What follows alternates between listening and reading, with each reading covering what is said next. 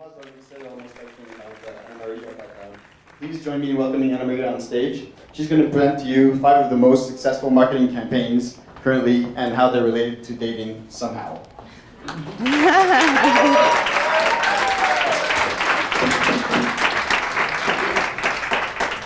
Thank you. Does this work? Yeah, and this. Can I slide from here? Yeah. Cool, thank you. Hello. Hi, everybody. So I'm Anna-Maria. I'm a marketing and e-commerce strategist at Incloud. I started there not too long ago. It's a blast working there. And I'm going to tell you about the 5 most successful marketing campaigns today. So, you know, marketing departments, we want to work on 1 million campaigns. We want customers to have the best possible experience. But I really wanted to focus on these 5 because time and time again, they're the ones that generate the most revenue for our brands. Thank you. So let's get into it. Before I start, a little bit about Incloud. We're a Salesforce partner, and we're specialized in the implementation of Marketing Cloud and Pardot, Commerce Cloud, Service Cloud, Sales Cloud. We do every cloud out there. Community. We're based here in Montreal, in Square Victoria. We're about 51 consultants now, and we have about 35 certifications. And we also offer digital marketing consulting services, so you get to hang out with people like me, and you don't have to swipe right. That being said, what can Tinder teach us about customer journeys and marketing automation?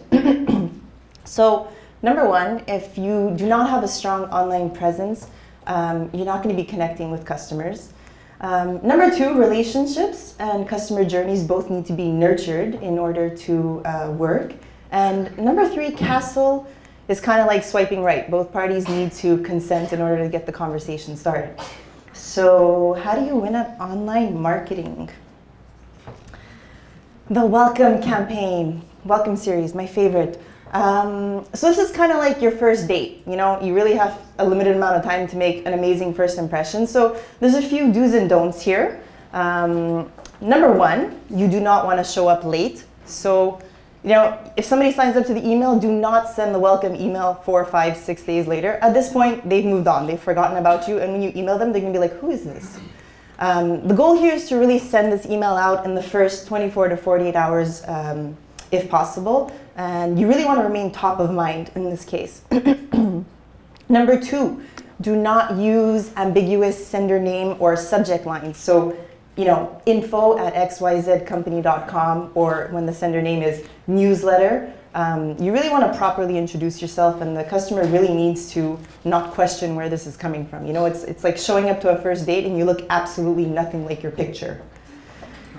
Number 3, do not have broken images or non-mobile friendly content. So this email is most often than not opened up on a mobile device, and you definitely want to get your point across. You know, you're not going to show up to a first date with like laryngitis. You might look phenomenal, but you're definitely not going to communicate. You're definitely not going to be saying much. Finally, do not use an overwhelming amount of text. You know, a welcome email is supposed to be very light, very airy. You just want to kind of introduce your company. You don't want to spend the entire time just completely talking about yourself. On the flip side of things, what do you want to do in a welcome email? So number 1, be warm, be welcoming, say hello, thank the customer for being a part of your community. This is your opportunity to do so. Number 2, look your best. Try to have a design that reflects your brand. Try to have a design that really best encompasses what you're trying to represent for the look of your company. Number 3, entice them with an offer. I know this sounds really sexy, but it's not. I'm thinking like free shipping or a certain percentage off your first order. But the goal is to really eliminate any barriers that the customer might have to make their first purchase with your company. Be social. So include social media links in this email. Very, very important. It's going to help the customer discover a maybe more playful side of your brand and basically engage on other channels as well. And finally, continue the conversation. So send follow-up emails, you know, like ask them about their birthday, ask them about their location. Just continue the conversation, and if it's going well, ask them out on a second date. Next up, we have the engagement series. So if we're here, this is good. It means you made it past the first date and things are going kind of well, but how do you keep the magic alive at this stage? Do's and don'ts. Do not ask for their information and then not segment. So if you've taken the time to ask them about their birthday, send them a birthday email. Or if you've taken the time to find out about their location, do not send them a mass marketing email about an event that's happening about 90 million kilometers away. This isn't going to go over well. This is same thing. Don't ask the cute girl for her Instagram account and then don't follow her. Number 2, do not constantly use clickbait type subject lines. So this is a subject line like sale, all caps, or like you gotta see this. If I have to see everything, then you're gonna lose credibility really quickly with your customer, and we don't want that. Number 3, do not stalk your customer. So this means sending them emails every single day with no added value. This is definitely gonna irritate them. It's gonna land you in a spam trap, and or better yet, it's gonna land you with a restraining order. Finally, do not make it difficult for them to connect with you. So if a customer wants to reach out, they shouldn't have to search your website high and low to find your customer service number or your customer service email. You want to make this as easy as possible for them to do. More things to do. Number 1, use segments that make sense. So, really look at the volume in the segments that you're trying to send to, and you really need to ask yourself, is the energy worth the effort here? Sure, we want to send 1 million emails to customers, but you really need to have a good ROI here, and it really needs to make sense from a, energy versus effort level. The same can apply for dates. Number 2, use dynamic content whenever possible. So this is really easy with a few tools in Salesforce. They have a lot of great dynamic content tools, and you basically really want to cater your content to your customer. So like, do not take a vegan to a steakhouse restaurant. Like, it's probably not going to go over super well. Or it might, I don't know, depending. Number 3, test the frequency of your sends and use a preference center. So it's not necessarily just how often you send your emails, but test different times of day, test different times of week, and use that data to adjust. And the goal here is to have the best possible open rates. And frankly, if the data is not clear, just use a preference center. Create a landing page. Ask your customers, when do you want to hear from us? What do you want to hear from us? This is going to help with the engagement levels of your email database. Number 4, use social media channels. So whenever possible, create quizzes or have contests on Facebook or Instagram. And the goal here is to really increase engagement, but it's also going to have a secondary benefit of increasing the following on this channel. So kind of win-win. And finally, consider influencer marketing. So if you can partner up with an influencer who can be a brand ambassador for you and really like speak to your brand in an authentic way, then go for it. It's always better when somebody else tells your date how awesome you are as opposed to like self-proclaimed awesomeness. We want to go for like credibility here. Next up is the revenue generating series. So this is good. You're ready to take things to the next level. It's getting pretty serious here, So what are some tips and tricks on how to make this work? Number 1, do not offer irrelevant perks to your customers. So if you know that they enjoy free shipping, don't bother offering them 2 or 3 times the rewards on their loyalty card. It's completely useless for them. So you want to spend your time and money somewhere else. Number 2, do not have a slow or unresponsive website. As with dating, timing is everything, and you definitely do not want to be testing the patience of your customers when they're trying to shop your website. So site speed is very important for this campaign. Number 3, do not have a confusing or difficult checkout. So if the customer has absolutely no idea where they are in the checkout process, or frankly, if your checkout is more than 3 or 4 pages long, your customers are going to run for the hills. So make this as easy as possible. Use autofill forms, or have icons. Be very clear at what stages. You're in step 1 of 2, and it's almost over. Don't worry, you'll get there. The goal is to really make this as easy as possible because you want to avoid bounces on these pages. Other things to do. Number 1, attempt to cross-sell or upsell. So, try to show the value of your products to try to get incremental items in their cart, or just show the value so customers spend a little bit more money with you, I'm not going to mention the dating side of things. This is sounding like really like sugar daddy-ish, but you kind of get the idea. Number 2, offer a loyalty program. So not just a loyalty program, but one that's actually relevant and realistic. You know, if it's going to take me 8 billion points before I get free shipping, chances are I'm most likely just going to be discouraged and see no value in your loyalty program. So super important to consider. Number 3, have referrals and reviews. This kind of goes back to the point of awesomeness versus self-proclaimed awesomeness. It's always better when somebody else is talking about your products as opposed to yourself about yourself.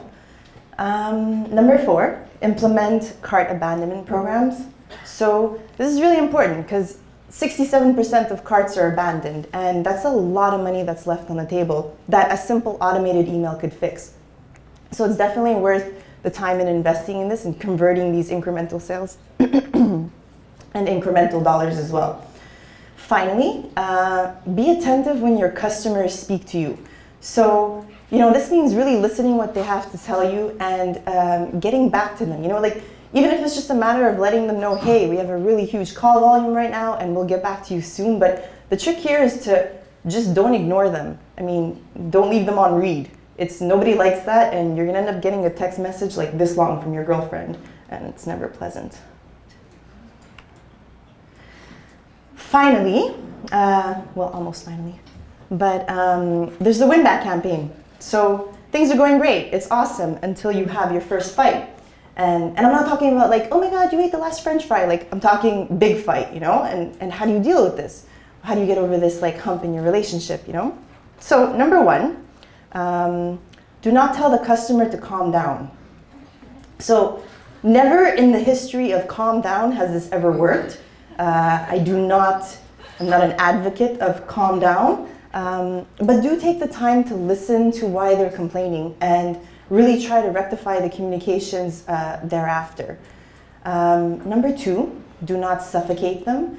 So if they're mad at you, chances are they're not going to want to get an email from you every single day. They're not going to want to see display ads from you, and they're not going to want to see social media ads. So in this case, sometimes a little bit of space can actually help the situation.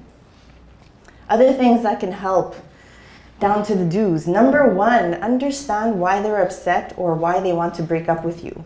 So this is just a matter of kind of assessing the customer's needs. Are they getting too many emails? You know, is there something wrong with the types of communications they're getting? But the goal here is to come to a solution as quickly as possible for the customer. Number 2, remind them how awesome you are. So, you know, this can happen. You've been with somebody for a while and you're kind of wondering like, oh my God, this used to be my favorite person in the whole wide world and I'm not so sure anymore on what's going on. So you kind of just sometimes need to remind them of the perks of being on your email list and the perks of having a loyalty card, you know? So do they get exclusive first deals to sales, or do they get extra percentages off, or do they get bonus points? So sometimes just reiterating the perks of being part of this community might save the relationship. And finally, know when to call it quits.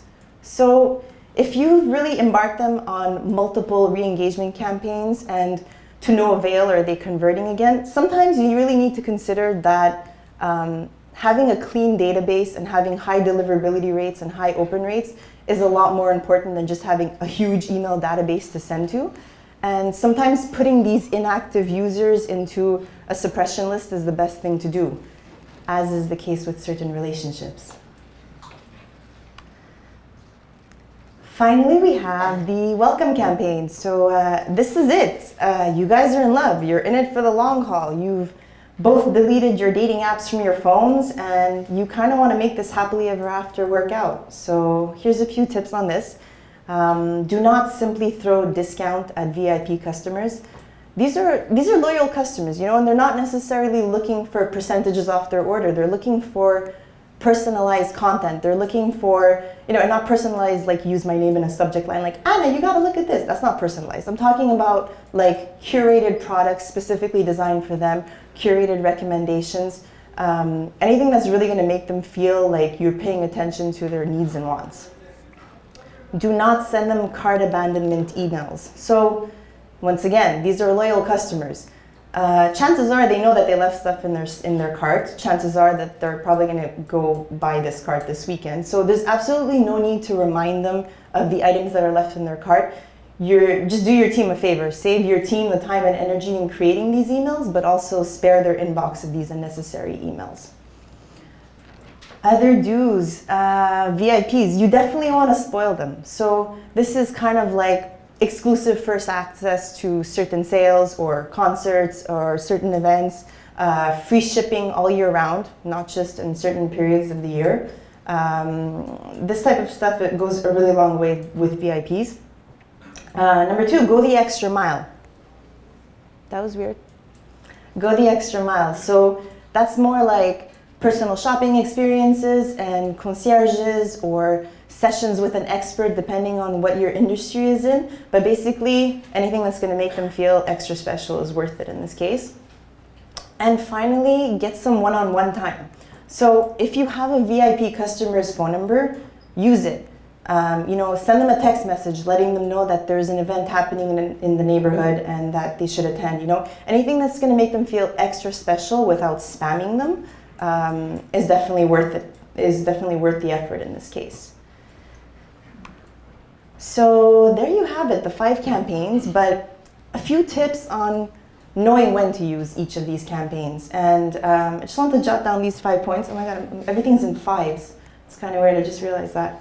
But that being said, really important to consider, pinpoint where the customer is in the life cycle. So this can save your team a lot of time and energy, because if you don't need cart abandonment programs, you don't need to implement that. Or you should really just look before you start doing these series of emails at what's going to generate the most amount of money and what should you prioritize as a company. Second point, evaluate your resources and look for quick wins. I know marketing and e-com departments, we have a million ideas, but the reality is you have very little designers, very little copywriters, very little time. Sales change, sales come, they go, oh no, it's not this weekend, it's next weekend. So sometimes you really need to consider the quick wins in a situation, and generating a few incremental dollars here and there eventually adds up over the years. So definitely look for that. You might want to take your girlfriend to Italy, and sometimes a weekend trip to Tremblant could be just as good. Number 3, map out as much as you can beforehand. So this is basically mapping out the client ecosystem before you start sending them on journeys. And you really need to know what customers are in what journeys and which customers are excluded from certain communications, because the last thing you want is for a customer to receive 5 or 6 emails in a day because you kind of forgot that they're in 8 journeys, and then they're frustrated and then they hate you and then they're going to unsubscribe. So a lot of this pre-planning work is really important when it comes to automated marketing series. Number 4, get tested, or A/B test in this case. And we're talking subject lines, we're talking about email artwork, we're talking about send times of day. You're still laughing, that's really cute. And anyway, the point is, use this data to then adjust your journeys going forward. Again, test and keep testing.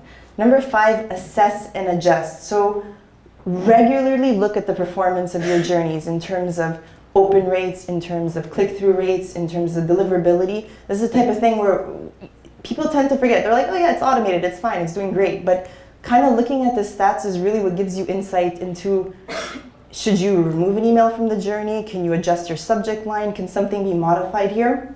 These are all important points that really help with getting the customer engaged and eventually converting and them giving you your money. So that's about it. I know this was really quick. It's kind of like a bit of a speed dating intro, but if you want to know more, we have an ebook here. You can download it using this link. Or if you want to download, no, I'm just kidding. Please download the ebook. Thank you. Thank you very much. Thank you.